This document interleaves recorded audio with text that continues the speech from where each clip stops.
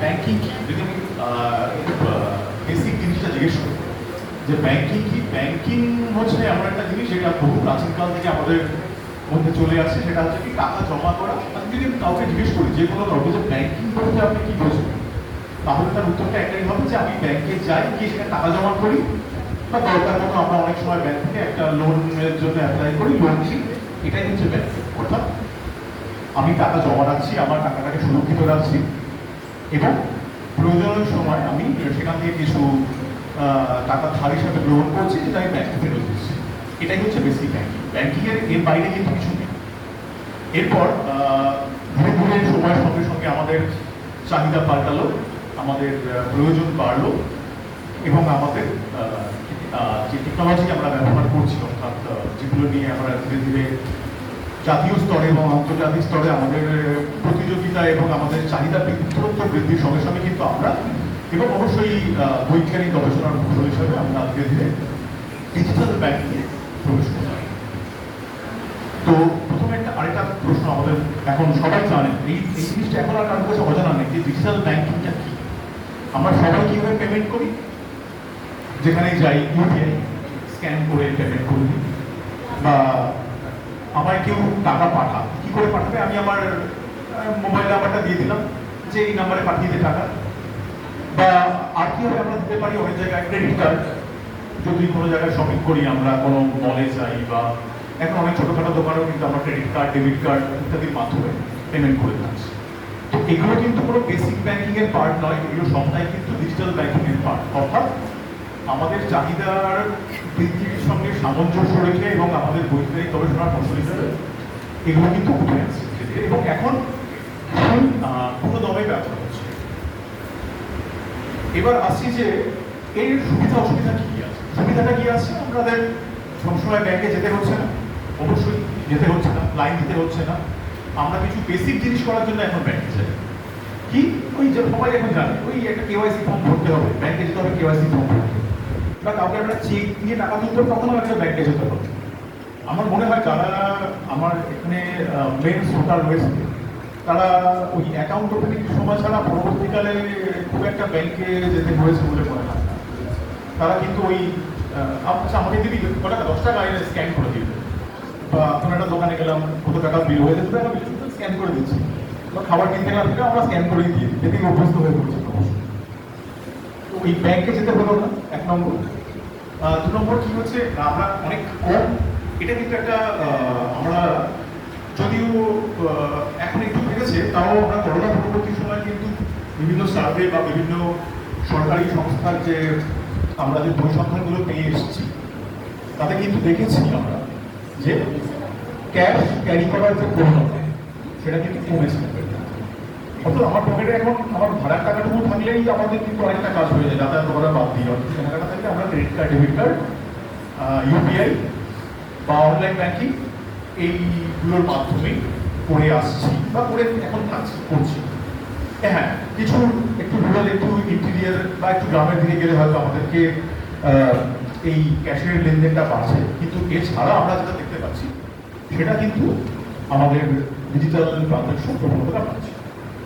কিন্তু এই digital transaction যখন আমরা করছি, আমরা তো ব্যাংকের গ্রাহক, আমরা প্রত্যেকটা লোক যারা ব্যাংকে যাই, যে ব্যাংকে আমার খাতা মেনটেন হয়, যে ব্যাংকে আমি savings account, current account maintain করি, আমি কিন্তু সেই ব্যাংকের গ্রাহক। আগে একটা ধারণা ছিল ব্যাংকের গ্রাহক মানে আমি ব্রাঞ্চের গ্রাহক, অর্থাৎ আমার অ্যাকাউন্ট এখানের স্টেট ব্যাংকে আছে বলে আমি এই স্টেট ব্যাংকের গ্রাহক, এই ব্রাঞ্চের গ্রাহক। সেই ধারণাটা কিন্তু এখন আর নেই। এখন আমার অ্যাকাউন্ট যদি সারা ভারতের কোনো একটি ব্রাঞ্চে থাকে, আমি কিন্তু গোটা ভারতের যে কোনো স্টেট ব্যাংক, আমি শুধু স্টেট ব্যাংক বলছি এই কারণে, আমি যেহেতু স্টেট ব্যাংকে রিপ্রেজেন্ট করছি, সেই জন্য আপনার অ্যাকাউন্ট বা তোমাদের অ্যাকাউন্ট যে যে যে ব্যাংকে মেনটেন করো, সেই হিসেবে কিন্তু তুমি সেই ব্যাংকের গ্রাহক ভারতবর্ষ হিসেবে। এবার আছে ডিজিটাল ব্যাংকিং। ডিজিটাল ব্যাংকিংয়ে ব্যবহার করার সময় আমরা সেই ব্যাংকে ঠিক আসি যে আমরা কোন কোন আইন দ্বারা, কিন্তু বিভিন্ন আইন দ্বারা কিন্তু আমরা সুরক্ষিত থাকি, কিন্তু আমাদেরকে সেটা জানতে হবে, আমাদেরকে বুঝতে হবে, আমাদেরকে একটু মাথায় রাখতে হবে, তাহলে কিন্তু আমরা এই ব্যাপারে সুরক্ষিত থাকবো। প্রথমে একটা আসি, কনজিউমার প্রোটেকশন অ্যাক্ট বলে একটা অ্যাক্ট হয়, আমার মনে হয় আমাদের পূর্ববর্তী বক্তা তারা এটা নিয়ে আলোচনা করেছেন। কনজিউমার প্রোটেকশন অ্যাক্ট 1986, এই অ্যাক্টটা কিন্তু অ্যাজ এ কনজিউমার অর্থাৎ গ্রাহক হিসেবে আমাদের যেমন বিভিন্ন সামগ্রী কিনতে সহায়তা করে, তেমন কিন্তু ব্যাংকিং প্রোটেকশন হিসাবে ব্যাংকিং ক্ষেত্রে আমাদেরকে সহায়তা করে। এবং এই ব্যাংকিং এই কনজিউমার প্রোটেকশন অ্যাক্ট 2019 একটা অ্যামেন্ডমেন্ট হয়েছে বিভিন্ন জিনিসপত্র দ্বারা। তো এর দ্বারা আমরা সুরক্ষিত। এবার আমরা মেইন যে বিষয়বস্তুর সঙ্গে আমরা এখানে আলোচনা করব সেটা হচ্ছে এই ডিজিটাল ব্যাংকিং তো আমরা ব্যবহার করছি। আমরা আজকে অনলাইন ব্যাংকিংয়ে টাকা পাঠাচ্ছি, টাকা পাচ্ছি, বিভিন্ন ব্যাংকিং পরিষেবা অনলাইনের মাধ্যমে গ্রহণ করছি। কিন্তু কিভাবে আমরা সুরক্ষিতভাবে সচেতনভাবে এই ব্যাংকিং প্রোডাক্টটাকে ইউজ করতে পারছি? একটু তোমরা শোনো, হয়তো সাবজেক্টটা বোরিং লাগতে পারে, কিন্তু একটু শুনে নাও। আমার মনে হয় এটা শুধু তোমরা নয়, তোমরা তোমাদের যারা মানে পরিবার পরিজন আছে বা যারা ছোট ভাই বোনেরা যারা ব্যবহার করবে নতুনভাবে, বা তোমরা যারা ব্যবহার করবে, একটু শুনলে মনে হয় তোমরা অনেকটা সচেতন হবে এবং তোমাদের ব্যবহারের দিকটা অনেকটা, এই ব্যবহারিকটা অনেকভাবে তোমরা সুরক্ষিতভাবে ব্যবহার করতে পারবে। প্রথমে আসে অনলাইন ফ্রডটা কি। অনলাইন ফ্রড হচ্ছে, ধরো আজকে আমি টাকা পাঠাচ্ছি, তুমি তোমার বন্ধুকে বললে তোর মোবাইল নাম্বারটা দেখ, পাঠিয়ে দেবো টাকা। সে একটা মোবাইল নাম্বার দিল, 988 নাম্বার, তুমি সেখানে একটা ডিজিট ভুল করে ফেলবে, সেটা কিন্তু একটা অন্য অ্যাকাউন্টে চলে গেল। মাথায় রাখতে হবে এটা কিন্তু ফ্রড নয়, এটা আমার ভুল, এটাকে ফ্রড বলতে পারি। তাহলে ফ্রডটা আমরা কাকে বলছি? ফ্রডটা আমরাকে বলছি যখন কোনো ব্যক্তি বা কোনো সংস্থান বা কোনো আর্থিক প্রতিষ্ঠান বা এই ধরনের কোনো একটা সংস্থা তোমাকে ভুল বুঝিয়ে, ভুল বিজ্ঞাপনের দ্বারা বিভ্রান্ত করে বা ভুল কোনো জিনিসের প্রতিশ্রুতি দিয়ে তোমার থেকে টাকা আদায় করছে, বা তোমার সিকিউরিটি ইনফরমেশন অর্থাৎ তোমার ব্যক্তিগত যে সমস্ত তথ্য আছে, নাম, মোবাইল নাম্বার, বাড়ির ঠিকানা, Aadhaar card, PAN card, voter card, এই ধরনের প্রতিটা জিনিসকে তারা তোমাকে কোনো রকম অনভিপ্রেত বস্তু বা বেশি লাভ বা বেশি রিটার্নের প্রতিশ্রুতি দেওয়া, কোনো ইনভেস্টমেন্ট করি, এই ধরনের প্রতিশ্রুতি দিয়ে তোমার থেকে টাকা আদায় করছে এবং সেই টাকাকে তারা অপব্যবহার করছে এবং সেই টাকা তুমি আর ফেরত পাচ্ছ না। এইটাকে কিন্তু বলা হচ্ছে ডিজিটাল ফ্রড, অর্থাৎ তুমি প্রতারিত হলে। আমরা প্রতারিত হতে পারি অনেকভাবে, এটা হচ্ছে আমাদের ডিজিটাল ফ্রডের মধ্যে পৌঁছানো, যেটা আমরা অনলাইন বা আমরা মোবাইল ব্যবহার করে বা কম্পিউটার ব্যবহার করে বা তোমার ব্যক্তিগত তথ্যকে তুমি অনলাইনে ট্রান্সফার করে দিই যে ফ্রডের শিকার হচ্ছ, সেটাকে বলা হচ্ছে অনলাইন ফ্রড। এবার কিভাবে আমরা হচ্ছি, তোমার কেন আমরা ফ্রডের শিকার হচ্ছি? অনেক সময় কি হয়, তোমার একটা খুব চমকপ্রদ একটা বিজ্ঞাপন দেওয়া হচ্ছে 10% রিটার্ন, বা আপনি এখানে ইনভেস্ট করুন, আজকে এখানে আজকে আপনি 100 টাকা দিন, কালকে আপনাকে আমরা 250 টাকা ফেরত দিয়ে দেবো। তুমি বলবে বাহ, দারুণ ব্যাপার। ব্যাংকে গেলে তো বলবে আপনাকে আমি 100 টাকা দিলে 100 টাকা ফেরত দেবো। ও আমাকে বলছে 100 টাকাতে 250 টাকা ফেরত দেবো, আমি কেন ব্যাংকে রাখবো? ব্যাংকে রাখবো না, আমি এখানে টাকা দেবো, ভেরি গুড। হঠাৎ করে তোমাকে আবার একটা বিজ্ঞাপন দেওয়া হলো, আপনি এই প্রোডাক্টে পয়সা দিন, এই প্রোডাক্ট ব্যবহার করলে আপনি দেখবেন আপনার এই ইনভেস্টেড ফান্ডটা আজকে আপনি আমাকে দিন, দেখবেন আমরা মার্কেটে এটাকে ইনভেস্ট করে আমি আপনাকে এত টাকা ফেরত দিয়ে দেবো এই কদিনের মধ্যে। বা আপনি ফ্রিতে, দেখুন আপনাকে ফ্রিতে একটা জলের বোতল দেওয়া হবে, আপনি আপনার মোবাইল নাম্বার, আধার কার্ড, প্যান কার্ডে রেজিস্টার করুন। একটু মাথায় রাখবে প্রত্যেকে, কোনো জিনিস ফ্রি হয় না। যে জিনিসটা তোমাকে কেউ ফ্রিতে দিচ্ছে তার মানে তার পণ্যটা হচ্ছে তুমি নিজে। তোমার সমস্ত ডেটাকে ব্যবহার করে তোমার নামে একটা কিছু ফেক অ্যাকাউন্ট খুলে বা তোমার প্রোফাইলটাকে ফেক ভাবে ব্যবহার করে সে কোনো একটা ফায়দা পাচ্ছে। তাহলে হঠাৎ করে তার কি দায় পড়েছিল বলতো, তোমাকে একটা ফ্রিতে জলের বোতল দেওয়া, বা তোমাকে আজকে এখানে বসিয়ে একটা সুন্দর প্যাকেজে বাদাম ভাজা খাওয়ানো, এটা তো তার কোনো দায়ের মধ্যে পড়েনি না। অর্থাৎ যে কোনো ফ্রি এরকম কোনো অ্যাডভার্টাইজমেন্টে দেখলে আমরা সেখানে দৌড়বো না। বারবার মনে রাখবে, ফ্রি জিনিসটা কোনোদিনই ফ্রি হয় না। তার পণ্য কিন্তু তুমি নিজে তোমার প্রতিটা জিনিসটা ব্যবহার করছো। আমরা সব জায়গায় আমাদের মোবাইল নাম্বার দেব না, বারবার বলছি, সব জায়গায় আমরা আমাদের মোবাইল নাম্বার দেব না। কারণ মোবাইল নাম্বারটা কিন্তু আমরা পরবর্তীকালে আমাদের বিভিন্ন জায়গায় ব্যবহার করব, সেটা হচ্ছে আমাদের আধার কার্ডের সঙ্গে এখন মোবাইল নাম্বার লিঙ্ক থাকে, আমাদের প্যান কার্ডের সঙ্গে আমাদের মোবাইল নাম্বার লিঙ্ক থাকে, আমাদের অ্যাকাউন্টের সঙ্গে আমাদের মোবাইল নাম্বার লিঙ্ক থাকে, আমাদের যে কোনো ডিজিটাল ট্রানজাকশন করি আমরা মোবাইল নাম্বার দিয়ে। তো বারবার বলছি, যে কোনো আমরা মলে শপিং করতে যাব, মোবাইল নাম্বার চাই। আপনার মোবাইল নাম্বারটা বলুন তো, যখন আমরা বিল করো দেখবেন চাই মোবাইল নাম্বার দেখুন না। বা যদি আমার কাছে দুটো মোবাইল নাম্বার থাকে, যে মোবাইল নাম্বারটা আমার ব্যাংকিং এবং আমার পার্সোনাল ডেটার সঙ্গে রিলেটেড, আমি সেই মোবাইল নাম্বার দেবো না। এটা একদম মাথায় ঢুকিয়ে নাও, মোবাইল নাম্বার আমি কোথাও দেবো না। কোনো দোকানে শপিং করতে গেলে ক্রেডিট কার্ড টানার পরে বলবে বিল পেমেন্ট জেনারেট হচ্ছে, আপনার মোবাইল নাম্বারটা দিয়ে একদম পরিষ্কার ডিনাই করবে যে আমি মোবাইল নাম্বারটা দেবো। তোমাকে খারাপ করে বলার দরকার নেই, খুব ভদ্রভাবেই বলবে যে আমি মোবাইল নাম্বারটা দেবো। ব্যাস, ওরা কিন্তু বিল করতে পারে, কোনো সমস্যা নেই, তাতেও বিল বেরোবে। আমি নিজে দিয়ে রেখেছি এবং এটা কিন্তু আমি ফল পাচ্ছি। কারণ তুমি দেখবে কিছুদিন পর থেকে তোমার কাছে অনেক বিজ্ঞাপন আছে মোবাইলে, এই স্পেশাল অফার, বিগ বাজার, অমুক সামার অফার দেওয়া হচ্ছে, বাজার কলকাতা, এগুলোর নাম্বারটা কোথা থেকে পায়? কারণ তুমি দিয়েছো তোমার মোবাইল নাম্বার, তুমি দিয়েছো বলেই সে পেয়েছে, তাহলে কিন্তু সে পেত না। তাহলে মোবাইল নাম্বারটা আমার সুরক্ষিত করতে হবে, আমি যেখানে সেখানে মোবাইল নাম্বারটা দেবো না। এটা গেল এক নম্বর। দু নম্বর কি হচ্ছে, প্যান কার্ডের জেরক্স আমাদের অনেক জায়গায় ব্যবহার করা হয়, বহু ক্ষেত্রে লাগে। আমরা নতুন সিম নিচ্ছি, প্যান কার্ডের জেরক্স লাগে। আমরা কোনো ব্যাংকে গেছি, প্যান নাম্বার চায় ব্যাংক, এই সরি প্যান কার্ড, আধার কার্ডও চায় ব্যাংক, সেখানে মাস্কিং বলে একটা সিস্টেম হয়। আমাদের নিয়ম অনুযায়ী আর রিজার্ভ ব্যাংক অফ ইন্ডিয়ার নিয়ম অনুযায়ী আমরা কোনো জায়গায় যদি আধার কার্ড বা প্যান কার্ডের তথ্য ব্যবহার করি, আধার কার্ডের তথ্যের প্রথম 8টা ডিজিট কিন্তু আমরা কেটে দিতে পারি, এটাকে তুমি মার্কও করে দিতে পারো, একদম হোয়াইটিং দিয়ে বা পেন দিয়ে পুরো ঘষে দিয়ে লাস্ট 8টা ডিজিট আমরা দেবো, সামনের 8টা ডিজিট আমরা দেব না। বারবার বলছি, সামনের 8টা ডিজিট আমরা দেব না। সেটাকে তোমরা ভালো করে পেন দিয়ে ঘষে দিতে পারো, কোনো সমস্যা নেই।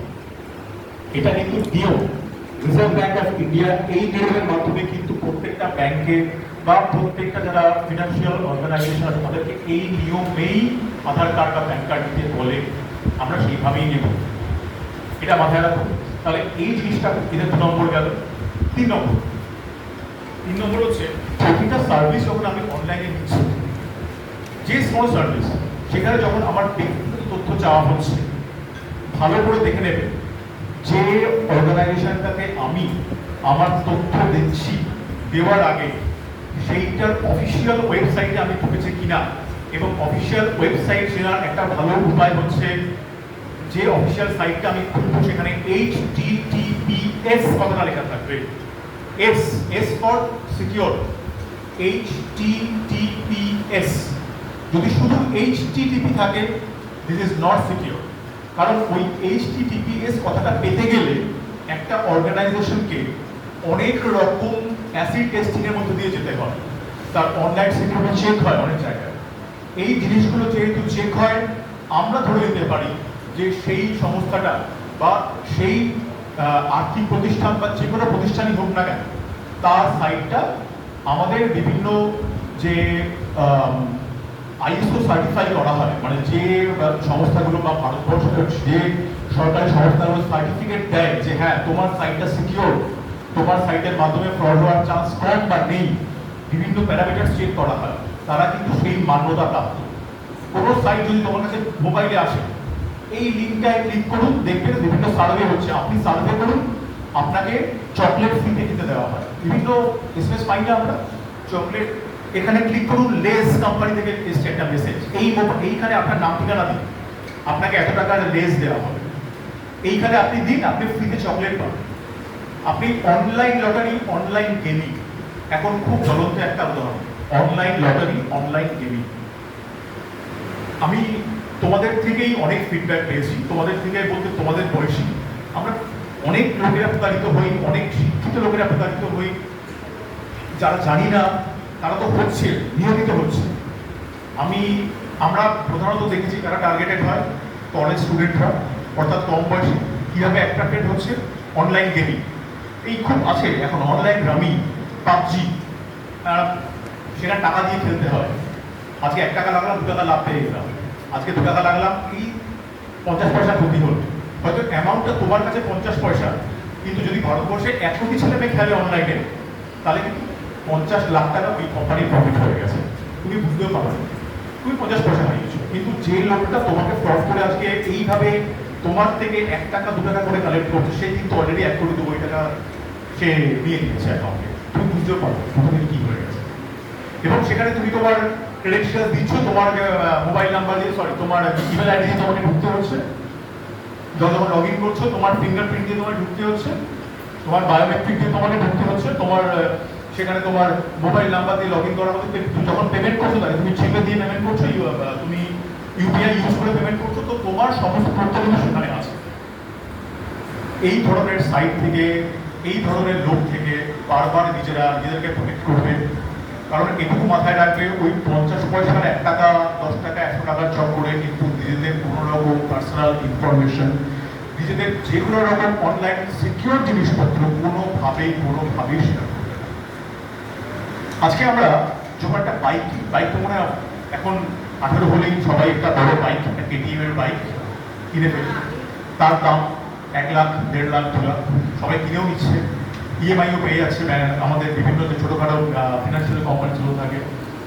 তো আজকে আমরা কিনলাম এবং বাইকটা নিয়ে একটা শো অফ করার জায়গা, দেখ আমার এই বাইকটা আছে, সেটা নিয়ে আমি কলেজে ঘুরে বেড়াচ্ছি, ওকে ফাইন, এটা একটা বহিঃপ্রকাশ, সব ঠিক আছে। কিন্তু আমরা যেটা ভুলে যাই, আমরা বাইকটা কিনি 1.5 লাখ টাকা, কিন্তু একটা 1000 টাকার হেলমেট কিনি না। অনলাইন ব্যাংকিংটা কিন্তু ঠিক তাই। মোবাইলে আমরা প্রচুর অ্যাপ ইউজ করি, যে অ্যাপগুলোর মাধ্যমে আমরা অনলাইন ট্রানজাকশন করি। কি করি তার মধ্যে খুব কারা ফেমাস হয়েছে এখন? জিপে, সবারই মনে একটা করে জিপে আছে, সবারই একটা করে পেটিএম অ্যাকাউন্ট রয়েছে, ইওনো ইউজ করে। এছাড়া তাদের যে ব্যাংকিং আছে সেই ব্যাংকিংয়ে অনলাইন প্রত্যেকে ইউজ করে। কিন্তু আমরা যখনই বলি মোবাইলে একটা অ্যান্টিভাইরাস ইউজ করলে একটু দাম দিয়ে কিনে ঠিকঠাক, এইটা কেউ বলতে চায় না। অর্থাৎ আমরা যে মোবাইলটা থেকে ব্যবহার করে লক্ষ লক্ষ টাকার বা হাজার হাজার টাকার ট্রানজাকশন করছি, বা আমার সমস্ত ডেটা আমি ওটা প্রোটেক্ট আছি, আমার মোবাইল খুলে তো আজকে আমি মোবাইলের মধ্যে প্রত্যেকেরই আধার কার্ডের একটা ছবি পেয়ে যাবো, নিজের একটা ছবি পেয়ে যাবো, আমার প্যান কার্ডের ছবিটা আমার মোবাইলে স্টোর থাকে আমার ফাইলসের মধ্যে, ছবি তুলে রেখে দিই, কারণ অনেক জায়গায় ব্যবহার দিতে হয় আমাদেরকে। অনেকে নিজে সই করে তারা একটা স্ক্যান করে আমরা উঠিয়ে রাখি, আমার তো ঠিক আছে, আমি নিজেই টাইপ করি, আমার কাছে রাখা আছে, কারণ আমরা দিতে পারি অনেক জায়গায়, এগুলো করি। কিন্তু এগুলো আমাদের পার্সোনাল ইনফরমেশন। আজকে যদি তোমার মোবাইলটা হ্যাক হয়, তুমি জানো না তুমি কাকে কি দিয়ে ফেলেছো, এই অনলাইন গেমিং করতে দিয়ে তুমি দিয়ে ফেলেছো, তোমার মোবাইল থেকে সমস্ত ডেটা হ্যাক হয়ে গেছে। তুমি তারপরে কাঁদতে এলে, স্যার আমার ব্যাংক আমার সব টাকা কেটে নিয়েছে। আলটিমেটলি সেটাই প্রথমে মানে করা হয়, স্যার ব্যাংক আমার সব টাকা কেটে নিয়েছে, স্যার ব্যাংকে সব টাকা কেটে